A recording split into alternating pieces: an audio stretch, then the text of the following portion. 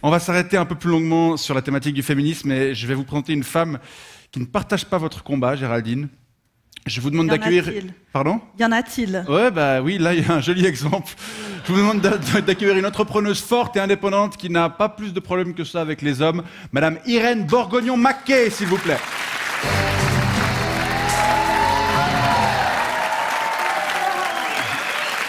Bonsoir. Bonsoir. Bonsoir. Madame, bonsoir, enchantée. Ça va ? Oui, j'adore la télévision. Vous avez fait un peu de bruit dans les coulisses tout à l'heure, vous aviez... Oui, il y a un sécu qui s'est pris une baigne. D'accord. Mesdames. Vous êtes, madame, excusez-moi. Bourgognon, Maquet. Entrepreneuse. Bourgognon. Oui, je suis la patronne d'une entreprise active dans les nouveaux médias. On peut la... Donc hashtag, vous connaissez. Vous, Oui, bien sûr. Ouais. Ouais, c'est ça, vous l'avez entendu, j'imagine, tout à l'heure. Oui, Il y c'était a encore un gênant. peu de tête... Vous avez une application sur smartphone, Oui, c'est ça ? ça s'appelle Grenier. Ça met en relation les vendeurs et les acheteurs de vide-grenier. Voilà. Ça marche très bien. Mesdames, l'égalité entre hommes et femmes est un... Foulard, d'ailleurs. Oui. Ça va venir David Grenier, par ailleurs.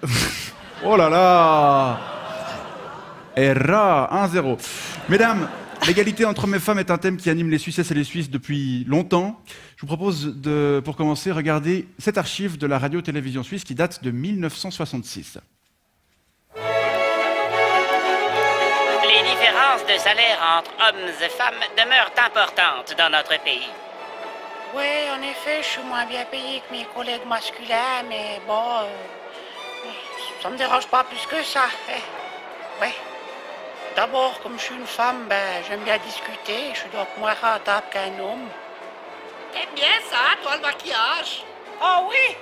Eh bien, tu devrais essayer, il y en a à nouveau la copée. Ouais, mais je peux pas, mon mari me donne pas assez d'argent de poche pour m'acheter des choses. Bon, puis il faut dire que notre travail est bien moins compliqué que celui des hommes. Moi, par exemple, je dois mettre des petits chocolats dans cette roue. Ensuite, ils passent dans cette machine compliquée qui a été inventée par un homme. Puis à la fin, il y a ma collègue Jacqueline qui range tout dans des cartons. Pas très vite, d'ailleurs. Sinon, il y a ma collègue Viviane qui doit gicler des bouts de tissu avec un peu d'eau. Je sais pas vraiment à quoi ça sert. Et puis elle non plus. Bon, puis il faut reconnaître aussi que, bon, ben, on travaille moins vite que les hommes, hein. Regardez la nouvelle, là, qui s'occupe des fioles. Le temps qu'elle prend à ranger son commerce. Oh, t'as nous, on fait tomber mes outils par terre. Je suis désolé, chef. Et puis, il faut dire que nous n'avons pas besoin de gagner davantage, car nos maris nous donnent un peu de l'argent qu'ils gagnent. Le mien, par exemple, m'a offert ses lunettes, ce qui me permet de lire, par exemple, cette feuille où il est écrit « Contrat de vente immobilière ». Je ne sais pas ce que ça veut dire, mais c'est un grand privilège de pouvoir lire. Et nous sommes aussi moins bien payés parce que nous travaillons moins, car nous avons besoin de temps pour jouer ou pour nous amuser avec les enfants. Ce qui est un hobby auquel les hommes ont moins accès que nous, les pauvres. Ça justifie aussi qu'ils soient payés davantage. Non, c'est déjà bien qu'on soit payé. Moi, je crois que je ferai mon métier gratuitement, parce que sinon, je m'ennuierai à la maison, et à la maison, il y a mon mari qui me tape. Et que pensent les hommes de ce que certains appellent de la discrimination? Monsieur le directeur général, êtes-vous choqué par les différences de salaire entre hommes et femmes? En effet, il y a des différences, mais c'est la nature. Et une société où les femmes gagneraient autant que les hommes, où les hommes s'occuperaient des enfants et où les femmes feraient la guerre, serait une société qui s'écroulerait. Elle s'écroulerait. L'inégalité salariale dans les entreprises suisses. Voilà donc un faux problème mis en avant par quelques furies qui se nomment féministes et que la grande roue de l'histoire aura bien vite fait de laisser sur le bord de la route du progrès.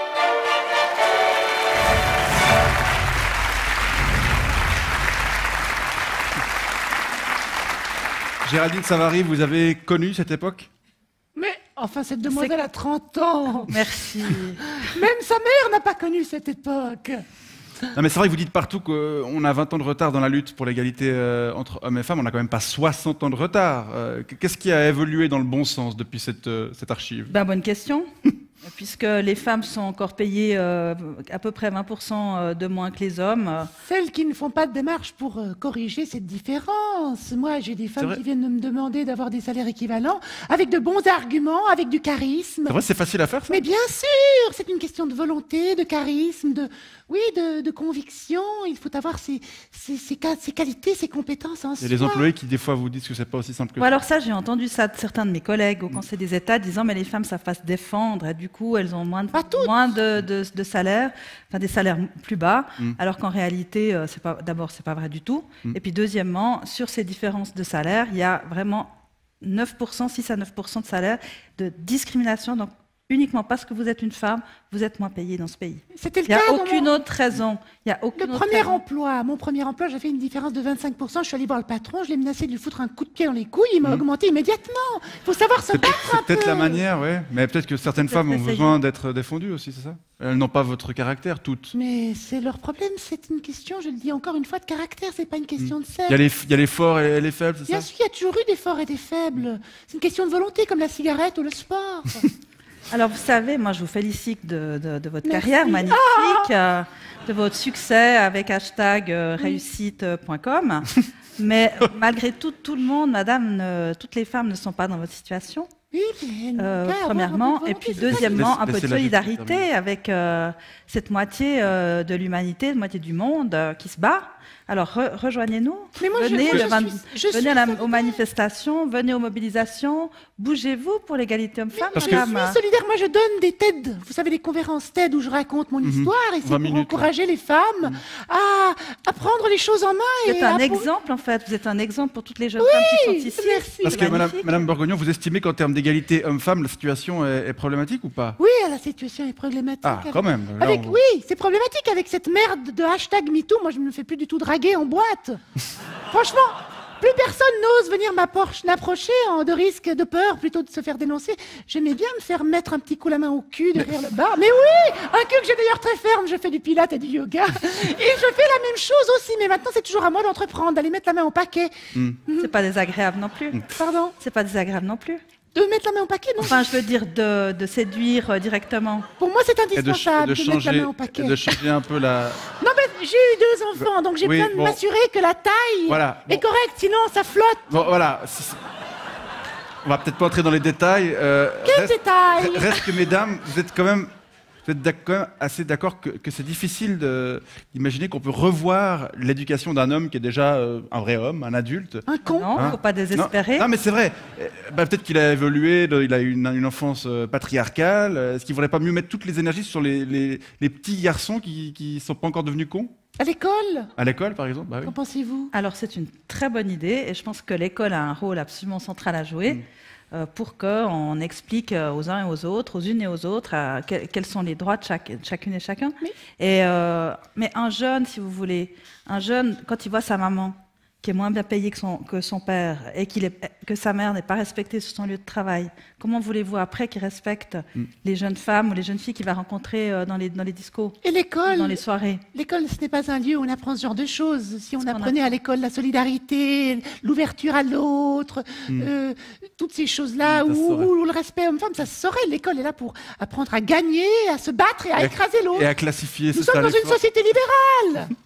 C'est vrai que parfois c'est compliqué de faire rimer égalité et société libérale. Pas du tout. Pas du tout. Justement, une société libérale, c'est une société où chaque individu trouve sa place. Madame a trouvé sa place. Oui, magnifique, toute seule. Pas besoin de furie qui brandissent des logos moches dans la rue à Berne. Avec des hashtags alors qu'ils ne savent même pas ce que ça veut dire. D'abord, c'est... C'est quoi ce bordel? C'est à vous. D'abord, c'est pas moche du tout. Oh, c'est pas moche du tout. Pourquoi vous parlez de graphiste pour faire ces...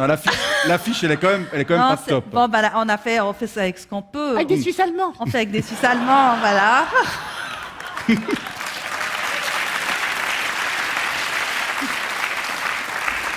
Non, mais à part ça, vous avez très bien bossé, on va pas... Non, mais on a bien travaillé. Et puis, vous voyez, nous, par exemple, je ne sais pas quel âge vous avez, madame. 45 ans. Voilà, on est à peu près dans la même génération. On peut imaginer ou espérer que nos enfants, nos filles, eh bien, elles aient leur place dans notre société, non? Vous dites... Elle l'a déjà, la mienne fait du judo, elle a ceinture noire, 2e dan, ça va. Vous dites, étude à l'appui, que le harcèlement, c'est une histoire de sexe uniquement et pas de pouvoir, que les hommes sont en gros des harceleurs, point. J'ai pas dit ça, j'ai dit ça. Je sais pas, On a lu ça. On a lu ça. Il a lu ça, mais vous savez, c'est un jeune, il est pas... Non, mais qu'en gros... Non, mais ce qui est important... c'est pas une histoire de pouvoir, c'est principalement une histoire de sexe.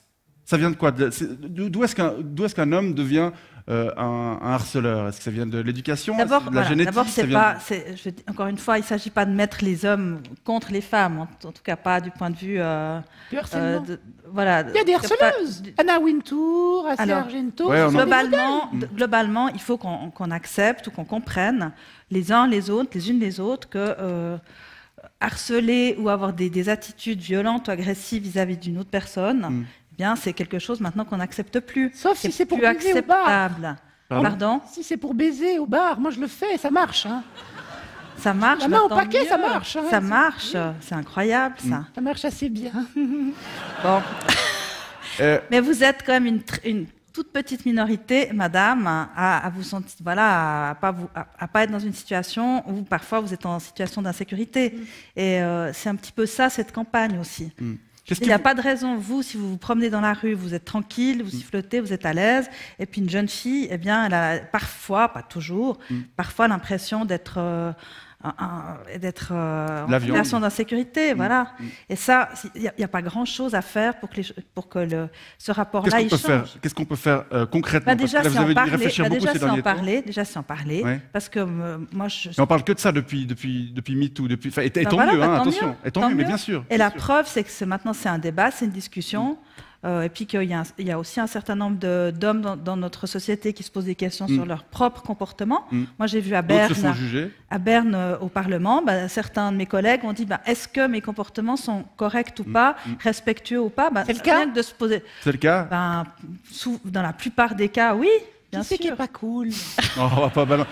C'est bon, il n'y a pas besoin de les balancer. Certains ont déjà eu des problèmes avec la justice. Vous les présenterez. Oui, je veux bien les rencontrer. Venez à Berne à la session, c'est dans 10 jours, et puis je vous présenterai tous mes collègues. Non, c'est pas vrai. Sauf Berset. Ouais. Bon, pour conclure en quelques mots, oui, Géraldine. Je bien la main au cul. Savary. Pardon. Quels sont les autres dossiers qui vous tiennent à cœur pour ces prochains mois, à part le féminisme? Si vous allez avoir un peu de temps pour faire autre chose. Il y a beaucoup de dossiers, beaucoup de choses importantes. Là, il y en a un très important, c'est la question du matériel de guerre, d'exportation. Ah, ça j'adore. Ça, vous adorez. J'ai des actions. Voilà. Alors, vous allez vraiment vous faire plein d'argent parce qu'on a autorisé plus d'exportation de notre industrie militaire, y compris dans des pays en conflit. C'est eux qui les utilisent le plus, c'est normal. Forcément. Ouais, on va pas envoyer du matériel de guerre à des gens qui sont en paix. En Islande. Ça, vous êtes à quoi bon? Ouais. Bon, vous avez encore beaucoup de travail et puis on vous souhaite tout le mieux pour la suite. Géraldine Savary, merci d'avoir été avec nous pour cette première 120 minutes. Merci. Madame Borgognon-Macquet, merci à vous. Au revoir, mesdames. Au revoir. Et bonne soirée. Non, mais vous sentez pas très bon de la bouche. Merci beaucoup, Géraldine Savary.